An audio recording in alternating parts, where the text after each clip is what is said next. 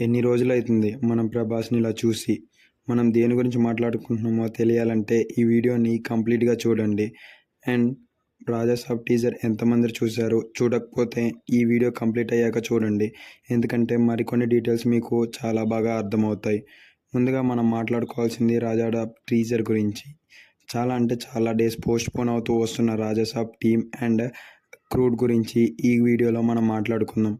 ముందుగా teaser output ఎలా ఉందంటే వింటేజ్ ప్రభాస్ని చూస్తున్నట్టే ఉందని అయితే చెప్పుకోవాలి. టు బీ ఫ్రాంక్, ఇంత పీక్ కెరియర్ సీజన్లో ఒక కామెడీ కమ్ హర్రర్ మూవీ చేయటం అంటే అందరి హీరోలకి సాధ్యం కాదని అయితే చెప్పుకోవచ్చు. ఇది ప్రభాస్ వింటేజ్ మార్కును మళ్ళీ గుర్తు చేస్తుంది.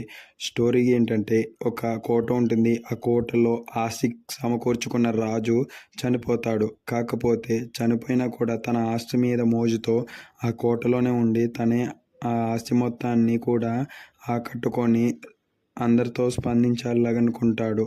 దీంతో మన హీరో ఎందుకు అసలు ఆ కోటకి వెళ్ళాల్సి వచ్చింది, ఆ కోటకి మన హీరోకి సంబంధమే ఉంది.